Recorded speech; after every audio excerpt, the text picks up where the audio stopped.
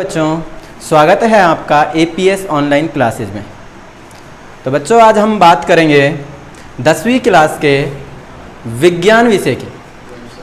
विज्ञान विषय की बात करते हैं। विज्ञान के अंदर जो है कई पार्ट हैं, जिनमें से एक पार्ट है भौतिक विज्ञान, और भौतिक विज्ञान से संबंधित एक लेसन है नवा लेसन, जिसका नाम है प्रकाश। 9 से और 11 तक के जो 3 लेसन हैं ये भौतिक विज्ञान से संबंधित हैं। इनमें हम चर्चा करते हैं नवा लेसन प्रकाश। देखो, जब प्रकाश की बात आती है तो प्रकाश हमें कहाँ से प्राप्त हो रहा है? तो प्रकाश हमको प्राप्त हो रहा है सूर्य से। तो पृथ्वी पर जो प्रकाश आ रहा है वो कहाँ से आ रहा है भाइयों? ये आ रहा है सूर्य से। तो हम कह सकते हैं कि पृथ्वी पर प्रकाश का जो मुख्य स्रोत है वो क्या है? सूर्य। पृथ्वी पर प्रकाश का मुख्य स्रोत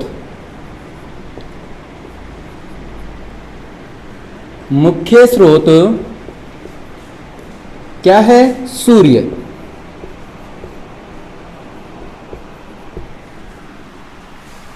प्रकाश है क्या? प्रकाश एक ऊर्जा है। प्रकाश क्या है? एक ऊर्जा। प्रकाश एक ऊर्जा है। प्रकाश एक ऊर्जा है जिससे हमें वस्तुएं दिखाई देती हैं। प्रकाश क्या है? एक ऊर्जा जिससे हमें वस्तुएं दिखाई देती हैं। जिससे हमें वस्तुएं दिखाई देती हैं।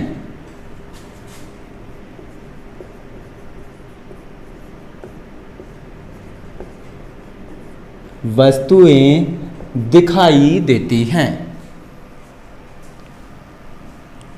तो हमें वस्तुएं दिखाई देती हैं। वस्तुएं किस तरह से दिखाई देती हैं, इसकी चर्चा करते हैं। देखिए भाइयों, हमने कहा पृथ्वी पर प्रकाश का मुख्य स्रोत सूर्य है। इसके अलावा कुछ कृत्रिम स्रोत भी हैं, जैसे बल्ब है, ट्यूबलाइट है, मोमबत्ती है। ये जो हैं कृत्रिम स्रोत हैं। कृत्रिम स्रोत जिनको मनुष्य ने बनाया है। पृथ्वी पर सूर्य जो है प्रकाश का मुख्य स्रोत है। हम कहें कि वस्तुएं हमें किस प्रकार दिखाई देती हैं, तो वस्तुओं को देखने के लिए हमें जिस तरह से आंखों की आवश्यकता होती है उसी तरह से प्रकाश की आवश्यकता होती है। बिना प्रकाश के हम वस्तुओं को नहीं देख पाते हैं। बिना प्रकाश के मतलब जहां प्रकाश अनुपस्थित है उस स्थिति को बोला जाता है अंधकार, और अंधकार में हमें वस्तुएं स्पष्ट नहीं दिखाई देती हैं। तो वस्तुएं हमें दिखाई कैसे देती हैं? देखिए, मैंने कहा कि यहां पर एक कोई वस्तु है। यहां एक वस्तु है। ये जो वस्तु है और यहां पर हम खड़े हैं। हमने कहा कि ये वस्तु दिखाई देती है, तो इसके लिए मान लिया यहां से प्रकाश आता है। प्रकाश पड़ता है वस्तु पर, और वस्तु पर जब प्रकाश पड़ता है तो वस्तु कुछ प्रकाश को अवशोषित कर लेती है और कुछ तरंगों को जो है वापस परावर्तित कर देती है। जैसे प्रकाश इस वस्तु पर पड़ता है तो ये प्रकाश जो है वस्तु से परावर्तित होकर हमारी आंखों तक पहुंचता है। वस्तु से परावर्तित होकर कहां तक पहुंचा? हमारी आंखों तक। आंखों तक जब ये प्रकाश पहुंचता है तो आंखों के अंदर एक संरचना होती है जिसको हम बोलते हैं रेटिना। परावर्तित प्रकाश आंखों पे पहुंचा तो आंखों के अंदर संरचना थी जिसको क्या बोला? रेटिना। रेटिना पर जो है प्रतिबिंब बनता है और उस प्रतिबिंब की सूचना हमारे मस्तिष्क तक पहुंचाई जाती है, जिससे हमें प्रतिबिंब का ज्ञान होता है और वस्तु दिखाई देती है। आगे बात करें, कोई वस्तु जो है किस कलर की दिखाई देती है, कलर का हमें कैसे पता चलता है? तो देखिए, मैंने कहा जैसे ये कोई वस्तु थी और यहां से कोई प्रकाश आ रहा है।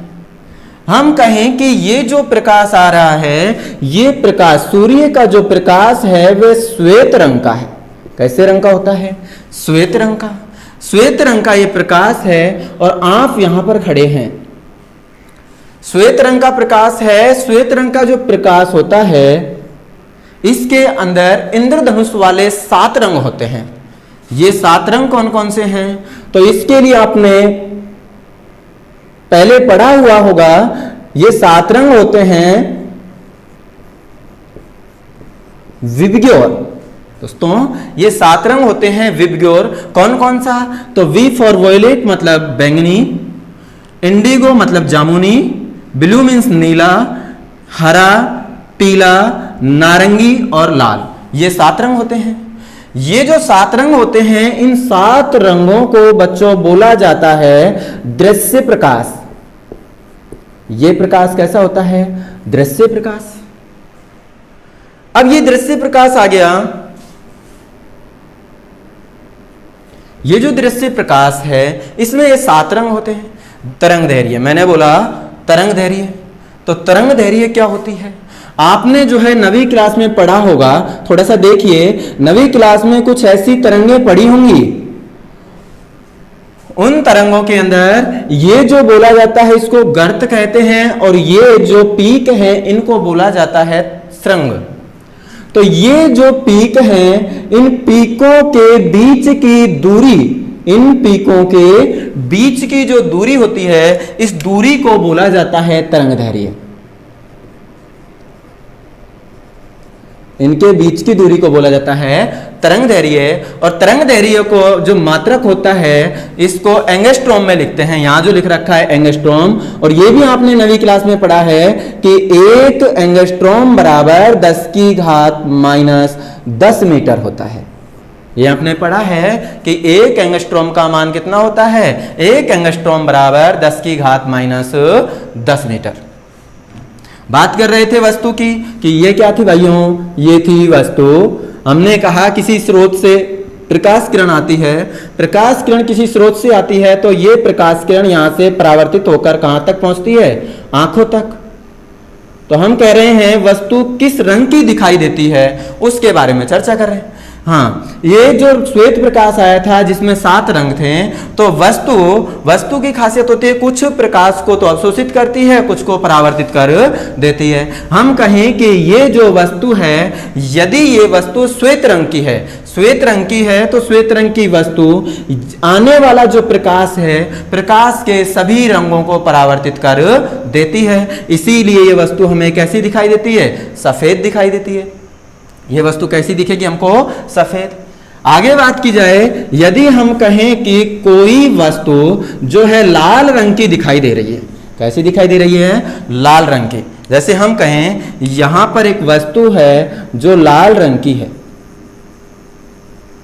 कोई वस्तु लाल कैसे दिखाई देती है? तो हमने कहा कि यहां पर जो वस्तु है ये लाल रंग की है और इधर हम खड़े हैं, तो कोई जो आने वाला प्रकाश है, प्रकाश कैसे रंग का? तो वो ही श्वेत रंग का, सफेद रंग का जो प्रकाश था। ये क्या हो गई? वस्तु। वस्तु का रंग कैसा दिखना है उसका पता करते हैं। तो ये जो वस्तु है, ये वस्तु लाल रंग की है। देखिए भाई, श्वेत प्रकाश आता है, तो श्वेत प्रकाश आएगा तो क्या होगा? यहां पर जो 7 रंग थे उनमें से सभी रंगों को तो ये वस्तु अवशोषित कर लेती है, और एकमात्र जो कौन सा, जिस रंग की वस्तु है उस रंग को परावर्तित कर देती है। जिस रंग की वस्तु है उस रंग को यह परावर्तित कर देती है। तो ये जो है वस्तु हमें कैसे रंग की दिखाई देगी? लाल रंग की दिखाई देगी। ऐसे ही यदि हम कहें कि मान लिया जाए कोई वस्तु जो है प्रकाश के आने वाले सभी रंगों को अवशोषित कर लेती है, तो वह वस्तु दिखाई देती है काले रंग की। कि भाई ये होता है वस्तुएं हमें कैसी दिखाई देती हैं, कहां पर इसका प्रतिबिंब बनता है, उसके बारे में आगे देखते हैं। प्रकाश से संबंधित कुछ और बातें। तो प्रकाश की बात करें तो प्रकाश की प्रकृति की बात करें तो प्रकाश जो है वो द्वैत प्रकृति का होता है। द्वैत प्रकृति होती है प्रकाश की। द्वैत का मतलब, द्वे का मतलब होता है दो। मतलब प्रकाश की जो है 2 तरह की प्रकृति होती है। कौन कौन सी?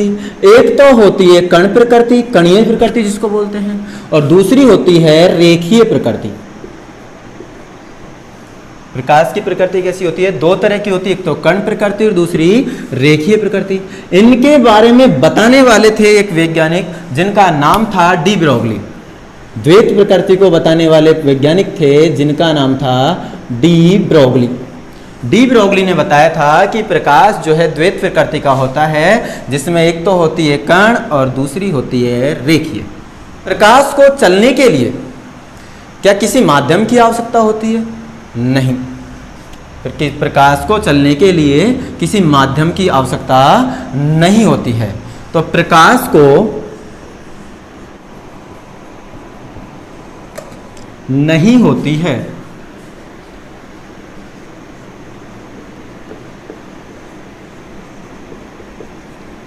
अर्थात प्रकाश जो है बिना माध्यम के मतलब प्रकाश निर्वात में भी गमन करता है। प्रकाश को चलने के लिए, प्रकाश के संचरण के लिए किसी माध्यम की आवश्यकता नहीं होती है। माध्यम की आवश्यकता नहीं है तो ये किसमें गमन करता है? निर्वात में भी। तो माध्यम में भी गमन कर सकता है कि? हाँ, तो प्रकाश जो है माध्यम में भी गमन कर सकता है। माध्यम कौन कौन से? तो माध्यम गैस में भी गमन कर सकता है, द्रव में भी गमन कर सकता है,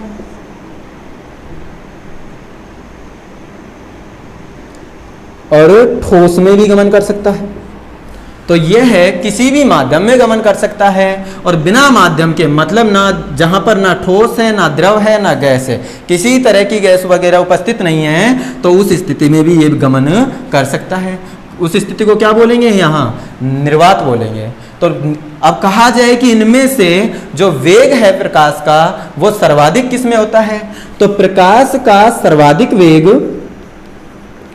प्रकाश का सर्वाधिक वेग, प्रकाश का सर्वाधिक वेग निर्वात में होता है। सर्वाधिक वेग निर्वात में होता है।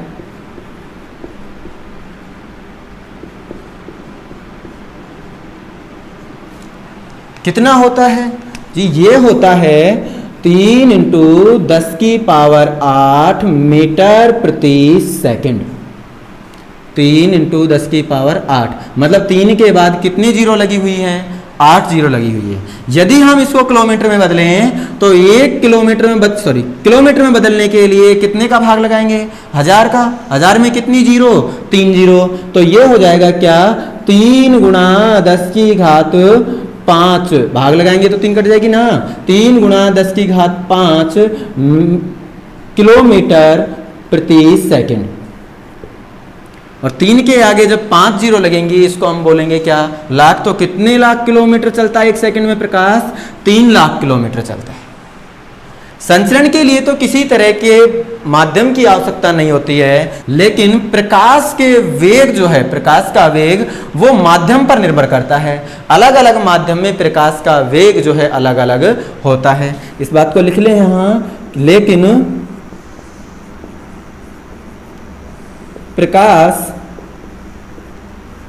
का वेग, लेकिन प्रकाश का वेग माध्यम पर निर्भर करता है।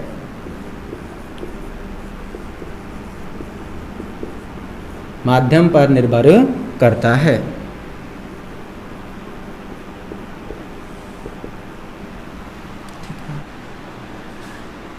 प्रकाश सरल रेखा में गति करता है।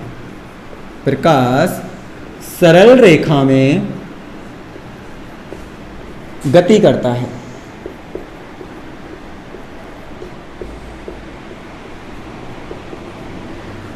मतलब प्रकाश का जो संचरण है वो सरल रेखा में होता है। इसको एक प्रयोग से देखते हैं। हम एक जो है छिद्रित 3 गत्ते लेते हैं और इन छिद्रित गत्तों को एक रेखा में इस तरह से लगा देते हैं, जिसके दूसरी ओर जो है एक जलती हुई मोमबत्ती रखते हैं और एक ओर से हम देखते हैं। तो हम देखते हैं कि प्रकाश, इनको जब एक रेखा में रखते हैं तो हमें जलती हुई मोमबत्ती का प्रकाश दिखाई देता है। यदि हम इनमें से एक गत्ते को खिसका दें तो हमें जो है मोमबत्ती दिखाई नहीं देती है। इसका मतलब क्या है? इसका मतलब है कि प्रकाश जो है एक सरल रेखा में गति करता है। प्रकाश एक सरल रेखा में गति करता है। ये जो प्रकाश गति कर रहा है एक सरल रेखा में, ये एक पथ है। पथ है किसका? प्रकाश का। तो प्रकाश का ये जो पथ है, प्रकाश के जो ये पथ है, इस पथ को ही किरण कहते हैं। प्रकाश के पथ को किरण कहते हैं, किरण कहते हैं। और जब अनेक किरण हो, मतलब किरणों का समूह हो, तो प्रकाश किरणों के समूह को, प्रकाश किरणों के समूह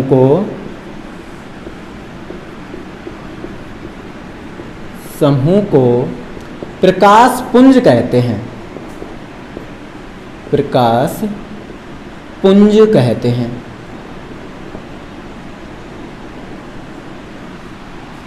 यहां तक प्रकाश के बारे में ये बातें जो हैं हमें पता होनी चाहिए।